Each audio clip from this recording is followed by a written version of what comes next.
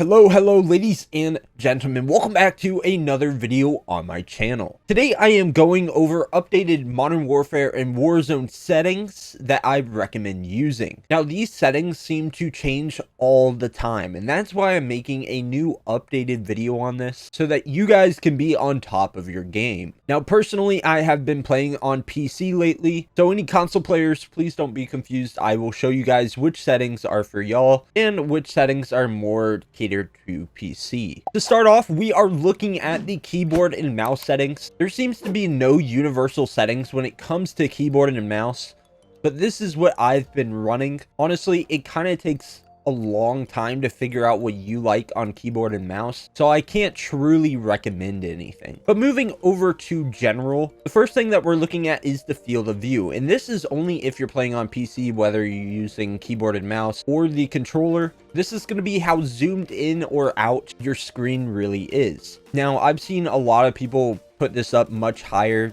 I think I've seen quite a few people like between 100 and 110. I've heard once you get used to it, it's actually really nice. But honestly, I keep mine at 90. This has been working great for me. I don't know if this is the default or right above the default, but either way, I've been enjoying it. Now for your brightness, this is going to depend on your monitor or your TV screen. The only suggestion here is to make sure that you follow the brightness visibility pictures on the right hand side.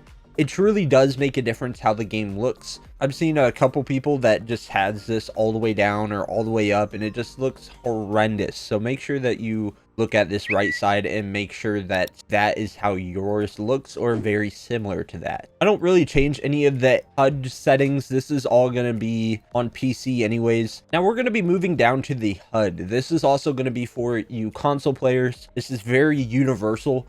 I would highly recommend running the square minimap. If you have not switched over, now is the time. Better late than never. As you can clearly see, having the square minimap gives you more minimap to look at. As you can see, with the square minimap, you're gaining those four corners, which I've heard like there's exact numbers of how much this actually shows you compared to this circle minimap, and it's quite a bit. I would never recommend going for the circle over the square. So make sure that you have that square on. Next, for the minimap rotation, this is all personal preference. I like to leave mine enabled. I just think it feels better, it looks better.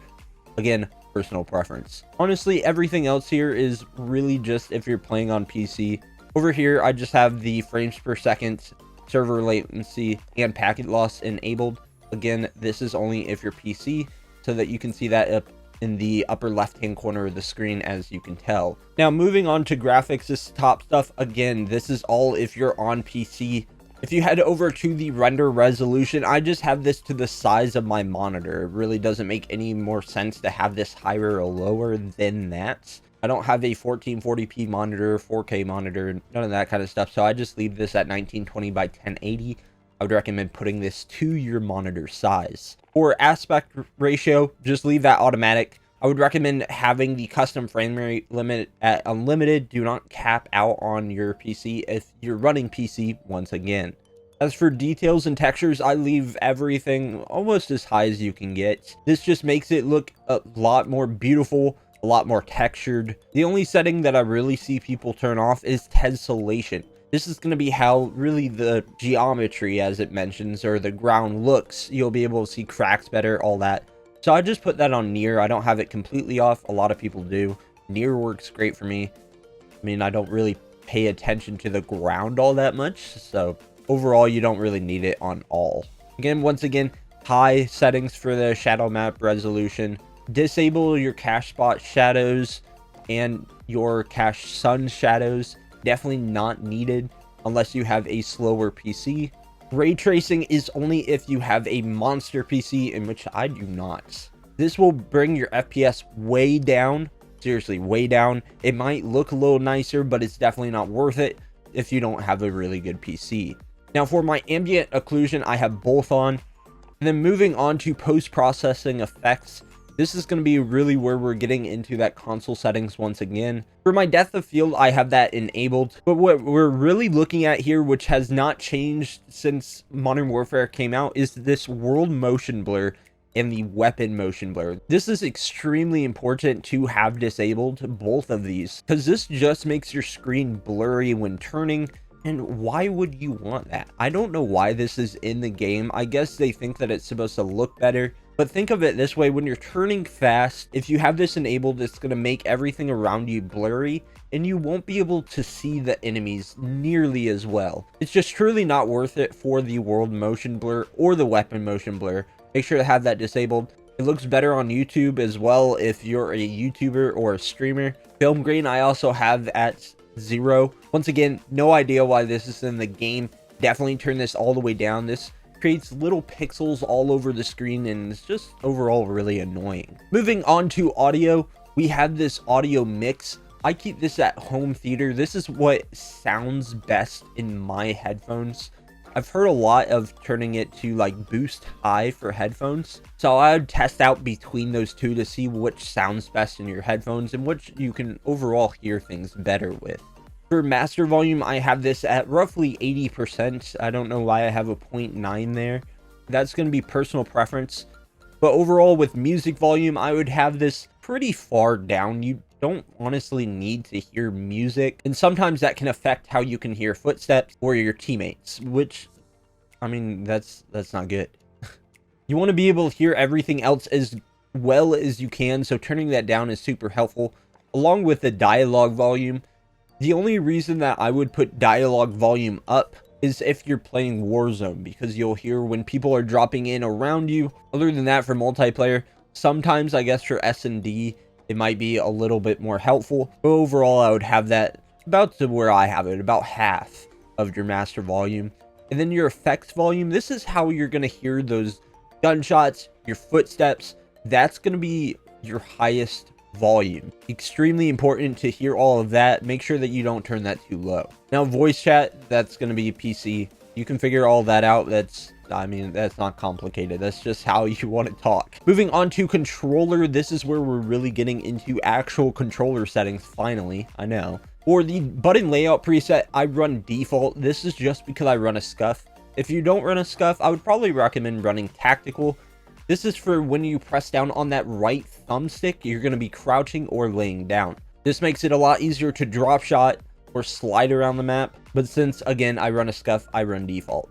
For Deadzone, I actually have a video on this. This is a bit more complicated. This is for if your controller drifts without you touching a toggle stick. I'll leave that link to the video down below. Make sure to check that out and figure out your Deadzone. It's very, very important figuring out that Deadzone.